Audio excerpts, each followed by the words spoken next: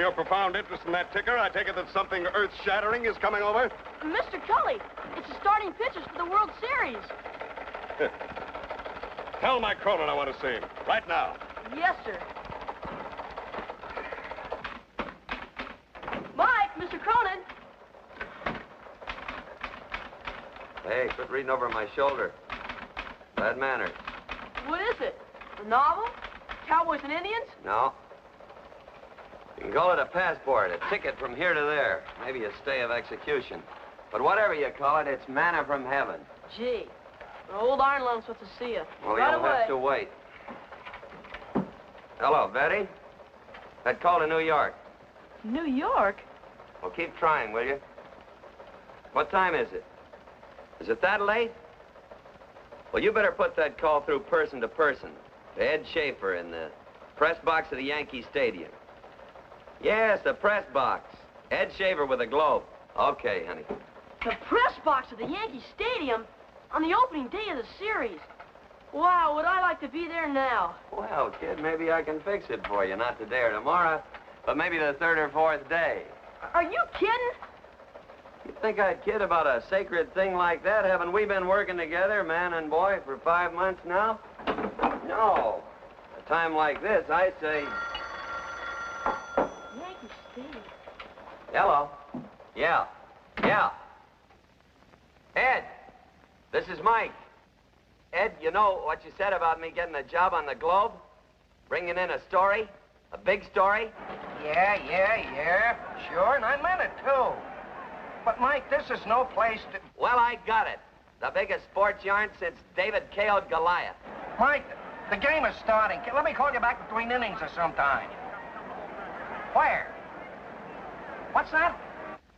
No, at my hotel. The Grand View. Emeryville, Pennsylvania. Yeah, that's right. Huh? First pitch was a strike. What do you mean, strike? That pitch was a mile wide. Okay. Okay, bye, Ed.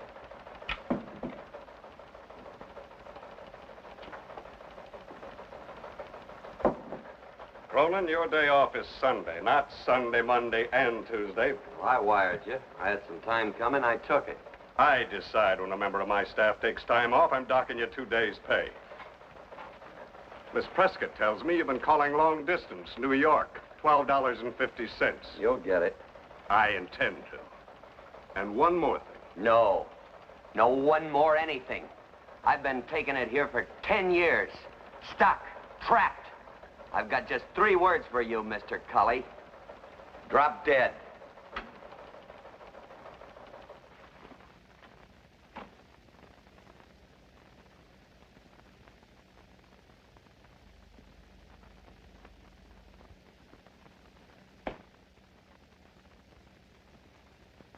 Funny, I'd never even seen the kid play till 3 days ago, my Sunday off.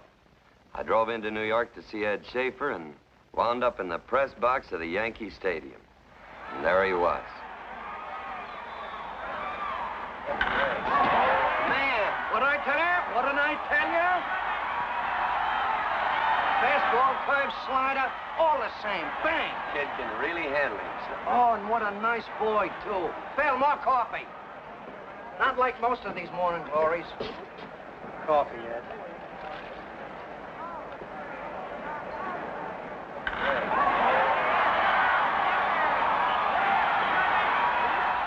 Hey, how'd you like to come down to the clubhouse after the game? Maybe you can pick up a story. On my day off, anytime I work for Cully, he pays for it. Why do you stick on that Hicktown paper, the East Burlap Bugle? Mike, you're too good a man. You got a job for me? Listen, you bring me in a story, something I can show to the boss here. I can't tell him how good you are. That's the idea. Bring in a good story. We can use them. Well, what do you expect me to dig out of Emeryville, Pennsylvania? The love life of the girls' softball team? Oh, writes jokes, too.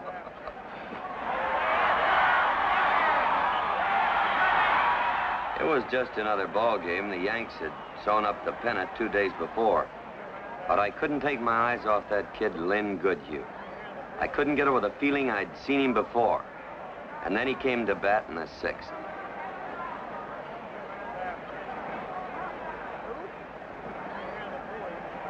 Strike 3.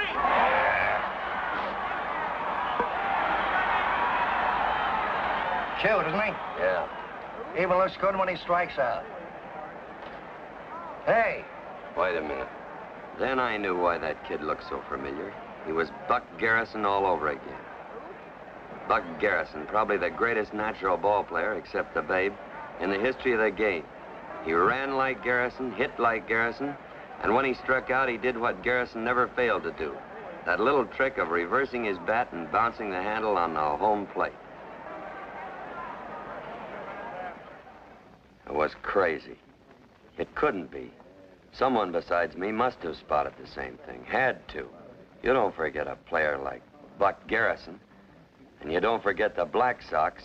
And you don't forget that news kid who waited outside the clubhouse with tears running down his face to choke out Buck.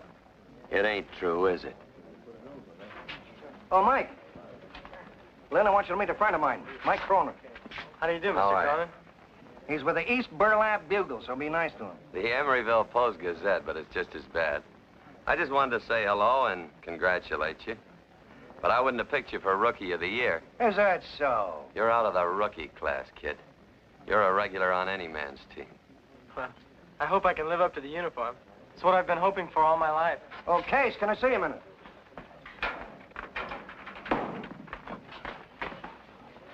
I see it. You never played in the minors, Lynn. I played with him, not in him. What? That's my one and only joke. You see, Coal Town's a coal mining town. I played on the home team, and that's why I say that. I see. Coal Town, that's in, West Virginia, sir. Oh, you don't have to call me sir. Makes me feel like Methuselah. Or back in the Army, I don't know which is worse. I'm sorry. You're not so old. I mean, for a man your age, you look okay. Well, thanks, Lynn. Who taught you to play ball? Gosh, I don't know. I just picked it up, I guess. I've been playing ball as long as I can remember. Pop says I practically cut my teeth on a baseball. Pop, huh? You ever play ball, your father? Nah, he never even reads the sports pages. Oh, he'd get out with us and hit flies and stuff. Working in the mines, he never had much time. Well, I guess you'll want to get to your shower. I just wanted to say good luck on the series. Thanks. I still can't believe it somehow, me playing in the series. I keep thinking I'm going to wake up and find I've been dreaming. You're awake, all right. Lynn, does the name Garrison mean anything to you? Garrison. No, except there was a famous jockey. And oh, yeah, the ball player. Buck Garrison. Yeah, I read about it. The Black Sox scandal with the gamblers. They threw him out of baseball, didn't they? That's right. It was a long time ago. Well, Ready, Mike? Oh, collecting autographs, huh? Well, Go on. Sure. Don't be bashful. Sign it for him. Go ahead. do you really mean it? Sure, sure. He'll be showing this all over East Bugle. Here, here's my pen. You know, it's the first time any newspaperman ever asked me for my autograph. I don't write so clear, but... Here, and thank you very much, Mr. Cronin. let's get out of here. Sure, sure. Well, kid, don't read my column tomorrow. I don't want you to get a swell head. Hear me? Okay. And thanks, Mr. Schaefer. Come on, the bars close at 2 in the morning.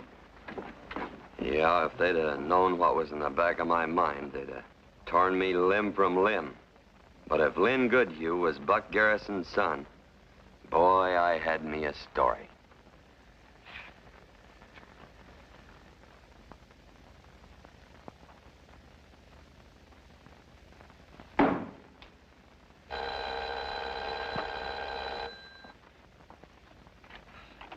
Hello. Yeah, it's me. Put him on. Come on in, Shorty. It's the blue suit there on the bed. I want you to have it. Hello, Ed. Are you ready? Well, all right, brother. Brace yourself against that phone. This is the greatest story. There isn't going to be any story.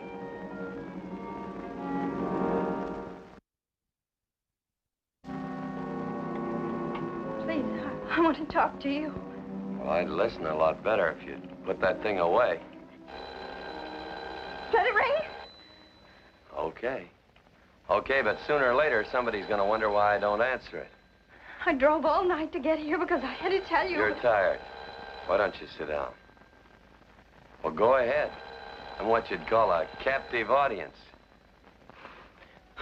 can a man be so evil? How can you honestly be so evil? I'm a newspaper man. I don't make the facts, just report them. What do you know about facts? You lied the whole time you were in Cold Town. You lied to me and you lied to Mr. White at the Sentinel. What'd you have to come to Cold Town for?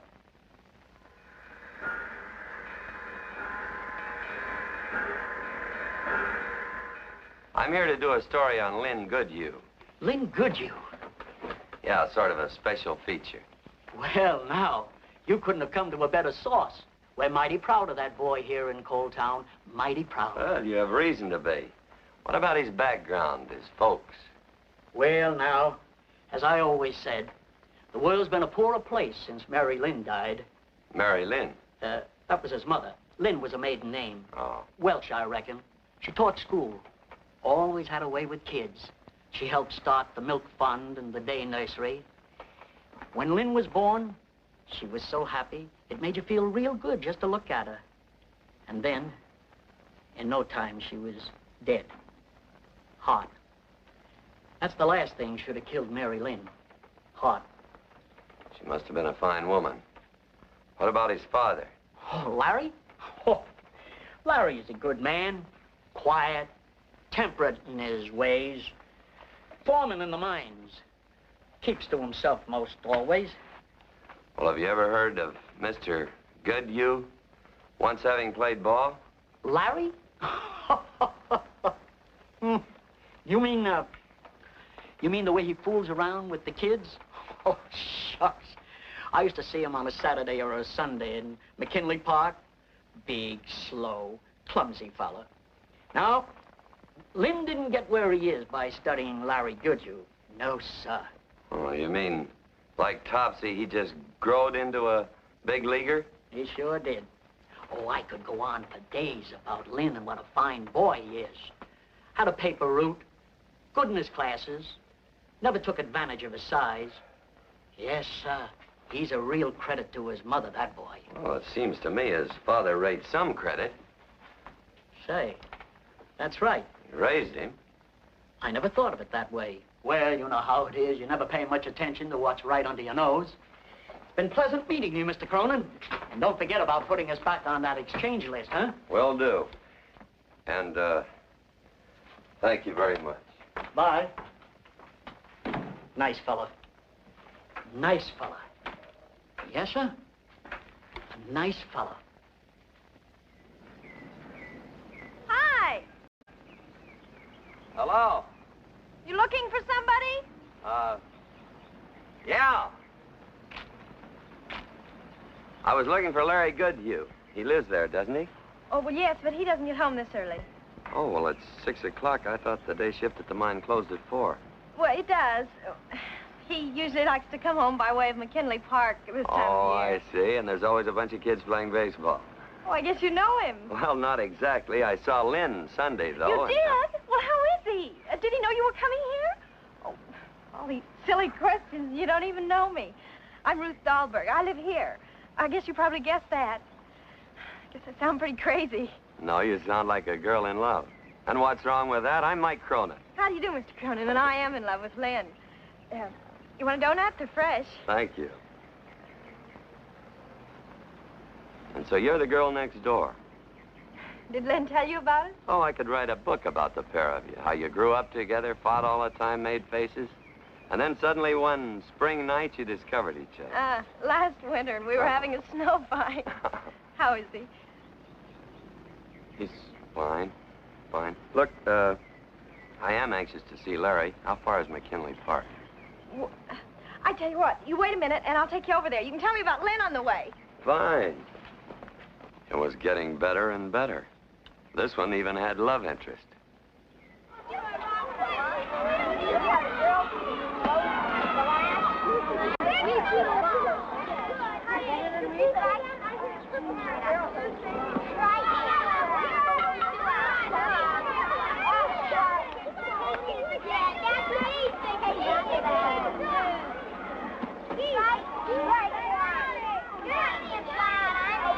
Now keep your eye on the ball. That's better, Bobby. That's better. But I struck out. Oh, I know you missed it, but your swing is better. You're not just chopping at the ball. Here, let me show you once more. Now, you keep your elbows out, see? All right. See what I mean?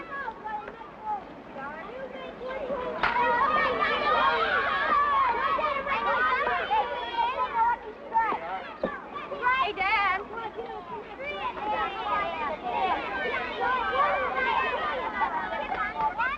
Mr. Cronin, this is Mr. Hello, Buck.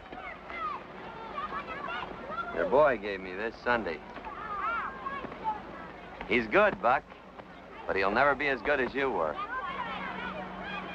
That's where you're wrong, mister. He's better right now than I ever was. I'd like to quote you saying that. Newspaper man, huh? No newspaper man ever did me any good. Before or after the trouble. It's our job to print the news. I didn't say it wasn't. What are you two talking about? What is it, Dad? Oh, it had to come out sooner or later. Well, it's a great story, Buck. Only one question. Does the kid know? No, what? Will somebody please tell me what you're talking about? No, you don't. You better go write your story, mister. Go ahead, print it. You don't think I'd beg now, do you? I gotta print it, Buck. Sure, who wouldn't? Probably be a great break for you. The one I've been waiting for a long time. Well, I'm glad somebody gets some good out of it.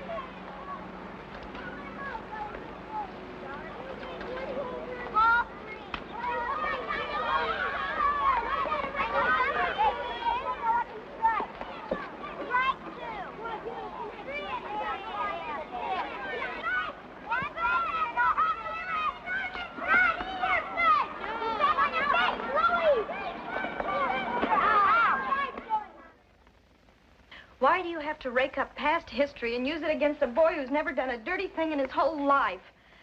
Lynn's just getting started. He's got everything ahead of him. There's not a thing. Not one thing in that story against the kid. No.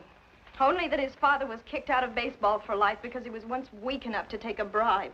You're too young to realize how close the Black Sox scandal came to killing a great game. But that's over and done with. It's forgotten now. If you're so concerned about baseball, why bring it up after all these years? I'd never even heard of the Black Sox or Buck Garrison until Dad told me about it that day after you came to Coal Town. Mr. Cronin, you know the rule about having dames in your room? Get out. What about your blue suit? Later. Well, they don't close till 6 o'clock. I said later. Listen, Buck put his finger on it himself. Was bound to happen. If not me, somebody else. That kid's his father all over again. Yes, except for one thing. Lynn's never hurt anybody in his whole life, and he's never done anything to be ashamed of. He loves his father, and he loves baseball. If you print that story, you'll kill everything he loves. Maybe you think Buck Garrison hasn't been punished enough. Why do you think I took this gun out of his bureau drawer before I left the house? Because I was afraid he might remember where he'd had it. You say he almost killed baseball. Well, you think back. Think of those little boys in McKinley Park. Did he almost kill baseball for them, Mr. Cronin?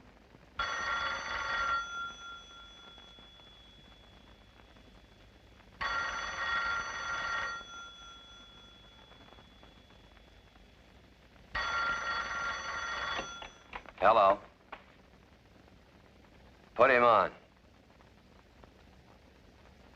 Hello, Ed. Mike! Well, was that a game or was that a game? What do you mean, how did it come out? You don't even know the score. Listen, don't they even have radio down there in East Burlap? I won't even mention television. On the likely probability you never even heard of it. Well, with the score all knotted up in the 10th and one out, Goodyear comes to bat. And with 2 and 2 on the kid, he hits the longest ball I've ever seen in my life. It was still climbing when it went over the stands. Hey, it probably hasn't come down yet. How do you like that? You won the game, huh? Oh, that's fine. Must have been a beaut. Listen, Ed. Now, what's this about you having a big story for me?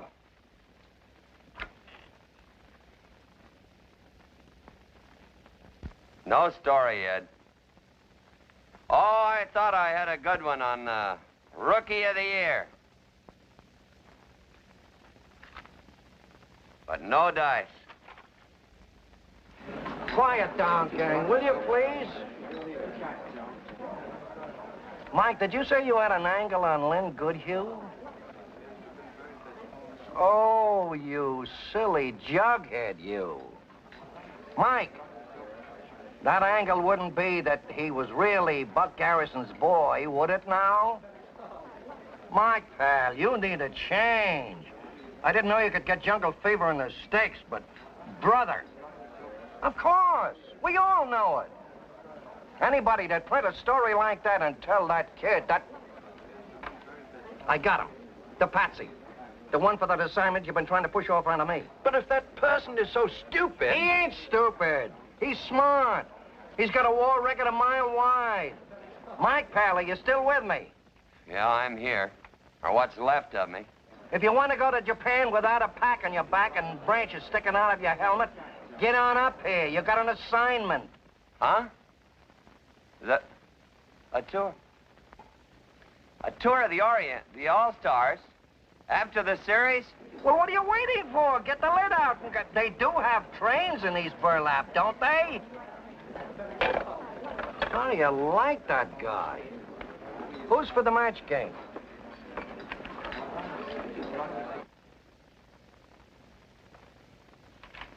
You better go home and tell Buck, Larry Goodhue, not to worry anymore.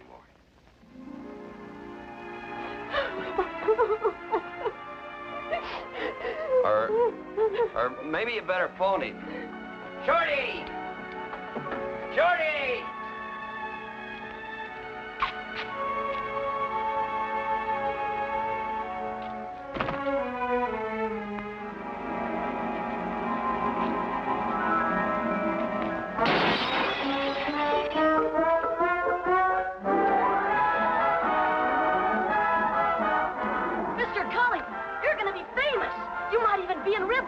Mr. Cully, you've just been hit by the